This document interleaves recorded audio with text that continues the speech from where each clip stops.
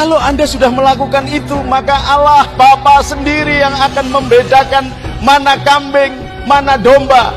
Karena Anda adalah domba yang akan diselamatkan oleh Allah Bapa di sisinya.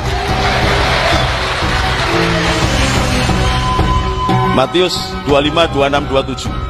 Mereka dakwah di dalam gereja, bukan dakwah, mereka justru menghina agama Islam di depan orang-orang kafir. Hati-hati, ini mulai banyak orang-orang yang mengaku NU tapi rusak. Saya tidak peduli dia kiai opo habib ora mudeng. Siapapun yang melakukan seperti itu, ojo dicedai didoi. Mereka penyakit-penyakit yang ada di negeri ini, mereka yang akan merusak bangsa kita dengan dalil toleransi. Sebenarnya mereka tidak toleransi, justru mereka menjual agama-agama Islam kepada agama-agama yang lain dengan mencari duit. Tergantung amplopnya piro. Banyak pastor yang kita Islamkan, banyak pendeta yang kita Islamkan. Ini ada orang yang ngomong-ngomong, wah ini ada GNU keluar masuk gereja baca selawat. Lu bagaimana itu hanya tekera bener cari duit loh. Lu bagaimana? Wong itu dulunya itu sopir bis di Arab namanya Syekh Abdul Qadir. Kalimatnya adalah khairun nas anfa'uhum lin, bukan lil muslim, bukan lil mukmin. Maka ketika engkau berdakwah kemana-mana, masuki gereja, masuki vihara, kuil, gelandangan, bawah jembatan, datangi mereka. Apalagi masih Indonesia, datangi semuanya. Loh, apa enggak haram itu, Gus? Sing muni haram ki goblok. Ketika Rasulullah diangkat jadi nabi, sudah ada orang Islam belum? Lalu nabi berdakwah kepada siapa?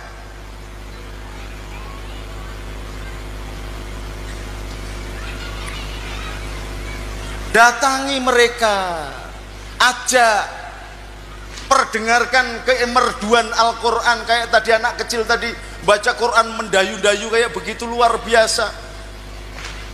Innamal mu'minuna idza dzukirallahu wajilat qulubuhum. Dari suaranya aja orang bisa menggetarkan hati.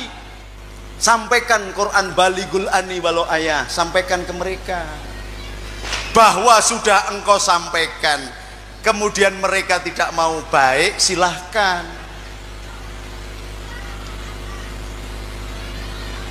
Loh, Qur'annya kan mengatakan bahwa orang kafir itu tidak mungkin, Gus. Sawaun alaihim andartahum an lam tundirhum la yu'minun. Dikandani enggak dikandani padha wae. Ning kowe wis ngandani apa durung? Sudah memberitahu mereka atau belum? Kalau belum, kok kamu jujuk-jujuk sudah mengatakan bahwa mereka tidak mungkin percaya? Belum tentu. Sayyidina Musa itu diperintah oleh Allah. Apakah Allah tidak tahu bahwa yang namanya Fir'aun itu tidak akan masuk Islam? Apakah tidak tahu? Tapi kewajiban kita atas manusia menyampaikan dakwatul Islam kepada siapa saja. Nabi Musa dan Harun diminta untuk datang ke Fir'aun untuk menyebut la ilaha illallah. Orang gelem tidak masalah, tapi sudah disampaikan. Anda tahu nggak bendahara PBNU yang namanya Dr. Haji Bina Suhendra itu adalah anak pendeta Katolik, keturunan Cina, direktur Buringer Kimia Farma, Papros, direkturnya utama Cina, presiden mahasiswanya Cina Katolik di Jerman. Tapi saya datangin, assalamualaikum Mas Bina, saya ajak ngobrol sampai kepada menjelaskan Allah dengan mekanisme hukum fisika, hukum kimia. Saya jelaskan tentang hukum antariksa, saya jelaskan tentang hukum begini. Lalu masuk Islam, sekarang menjadi bendahara umum, pengurus besar Nahdlatul Ulama se-Indonesia. Saya yang Islamin.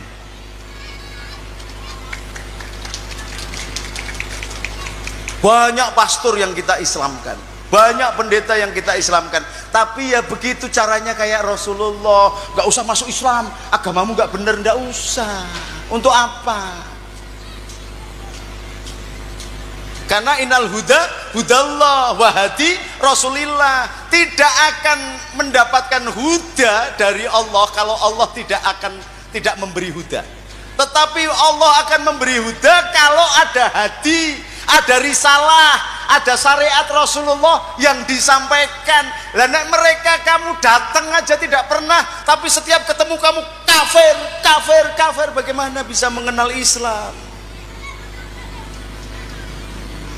Maka berpikir, ini ada orang yang ngomong-ngomong, wah ini ada Kiai NU keluar masuk gereja baca selawat.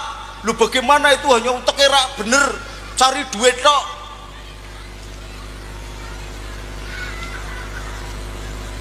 Lu bagaimana? Wong itu dulunya itu sopir bis di Arab namanya Syekh Abdul Qadir. Nama itu gak boleh pakai Syekh, itu gak boleh, wong Syekh itu gelar. Ini karena bapaknya kepingin dia jadi orang hebat saja, maka ditambahi Syekh Abdul Qadir. Wong jenengan kok insinyur, kayaknya enggak sekolah dulu dapat gelar insinyur. Ini enggak tahu-tahu namanya insinyur, namanya doktor begitu. Yang masuk gereja cari uang, ulama cari duit, utekin jeblok. Loh, wong Gus Dur itu yang ngajarkan. Yang mengajarkan Gus Dur itu adalah Rasulullah. Rasulullah malah masuk ke rumahnya orang Yahudi yang matanya buta, mengajarkan moralitas agama sampai kemudian masuk Islam. Rasulullah yang masuk ke rumahnya orang Majusi yang setiap hari ngirim tai dan kemudian kenal kelembutan hatinya, Majusi masuk Islam. Maka kalau suaranya bagus silahkanlah, tapi barang selawat boleh. Barang selawat mengutamakan selawat Nabi aja saya sudah dapat bayaran 60 juta, 70 juta sekian, silahkan. Tapi jangan ikut-ikut ngomong soal agama, ramudeng. Mung suarane apik tok ya wis barang selawat wae. Tapi jangan ngomong-ngomong soal ilmu, nanti malah nabrak yang lain-lain. Ngaku mustasar NU saya ini dari bayi. Pengurus Ansor, komandan Banser, sekarang jadi komandan pendekar pagar Nusa se-Indonesia. Pengurus NU, panglima pasukan berani mati, bukan panglima Banser, pasukan panglima berani mati ini. Janganlah dengan kelembutan, dengan moral. Gus, kok kenapa sampean masuk gereja begitu dong? Jangan kemudian ngomong di luar, ini ada kiai ngaku NU, ngaku Gus, ceramah di ini, masa Tola Al-Badru disuruh masuk gereja. Loh, kalau memang bener Tola Al-Badru masuk gereja, kan gerejanya jadi masjid. Goblok orang dingo gitu loh, gimana? Berarti Rasulullah sudah menguasai mana-mana gitu loh. Itu berani mati. Maka jangan dengan kekerasan. Ngomong Gus kok awakmu kok ceramah neng gereja, takon dong. Jangan ngomong di luar.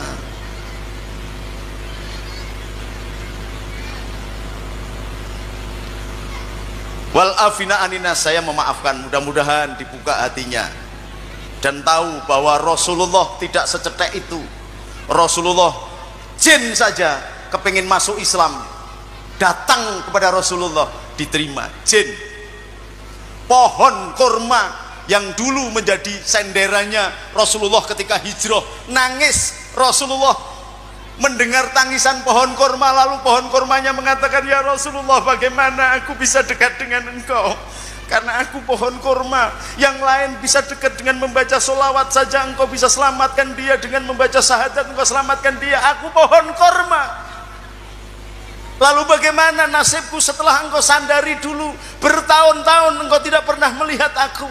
Lalu dengan mukjizatnya Nabi Rasulullah menangis, hatinya tergerak. Pohon kurma saja mencintai Nabi.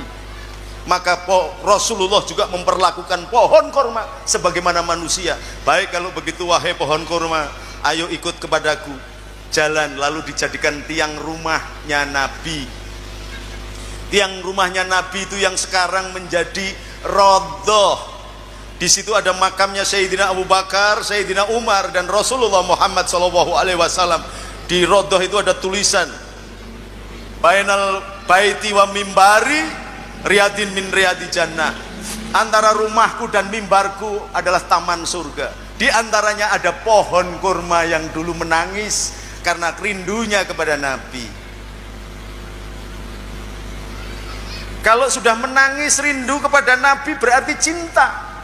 Kalau hukum cinta sudah berlaku, maka yang lain tidak berlaku.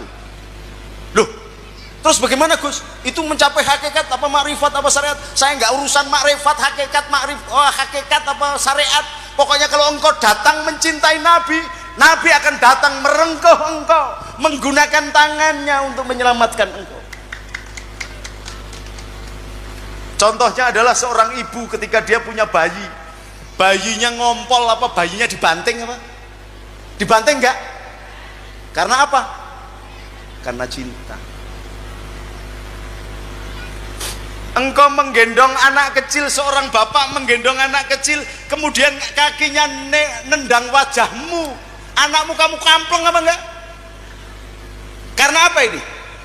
Karena cinta. Maka kalau engkau datang dengan cinta, ngaji enggak mudeng, fasih enggak, khusyuk apalagi, poso enggak bener, amal enggak tahu, tapi kamu datang dengan cinta kepada Nabi. Assalatu wassalamu alaika ya sayyidi ya Rasulullah, khud biyati kholat khilati adrikni. Ya Allah, berikan sesuatu dari tangannya Nabi sendiri. Maka seorang yang gagah, jagoan, panglima, bajingan sekalipun, ketika datang ke depan makamnya Nabi, pasti ambrol pertahanannya, dia akan menangis. Lalu sampai di situ dia keluar, ditanya, kenapa engkau menangis? Enggak ngerti. Kamu berdoa apa? Enggak ngerti. Cinta menghabiskan syariat apapun, bahkan cita-cita doa pun engkau lupa segalanya. Tetapi bahwa engkau tidak berdoa karena cintamu kepada Allah dan Rasulnya, bukan berarti kamu tidak berdoa. Oh, ini hukum cinta. Maka kalau mencintai, semuanya jadi jalan pertobatan. Tapi kalau engkau getak-getak, orang nggak mau. Berapa pendeta Cina, pastor-pastor yang saya Islamkan, saya nggak pernah cerita, tapi bisa datang ke pesantren Abdurrahman Wahid. Kita tunjukkan akhlak yang baik. Rumah saya nggak ada pagernya, semuanya bisa masuk, yang namanya pesantren Abdurrahman Wahid. Semua orang bisa masuk, bisa makan minum gratis. Berangkat umroh ongkosnya nggak cukup, mangkat rumangsane aku ki sugih gitu. Ya ono wong Lampung sing mangkat urung lunas ngono kuwi. Ora apa-apa. Tapi karena cinta, jadi semuanya jadi baik. Maka jangan hancurkan cinta yang sudah ditanam ulama-ulama bangsa Indonesia ini, baik yang Habib atau yang tidak Habib. Jangan dipisah belah. Kita tetap mempertahankan NKRI, bukan karena kita mencintai NKRI, tetapi NKRI menjadi sebab kita diangkat oleh Allah menjadi orang yang beriman. Hubul waton minal iman. Maka dulu ulama-ulama menghadapi panglima-panglima perang dunia, yang namanya Jenderal Malabi dihadapi oleh Kiai Abbas, dan saya adalah anak angkatnya. Maka kemarin di pesantren Buntet tak kumpul ke Densus 99 untuk ngadepi orang-orang yang macam-macam. Nek perlu rawe-rawe rantas, malang-malang tuntas. Jangan hancurkan Indonesia. Mau Jokowi, mau Prabowo, Indonesia masih berlanjut selama adzan dikumandangkan Allahu Akbar, maka Islam tetap jalan. Maka cintai negerimu karena engkau mencintai Rasulmu. Atiullah wa atiur Rasul wa ulil amri minkum. Alafu minkum. Assalamualaikum warahmatullahi wabarakatuh.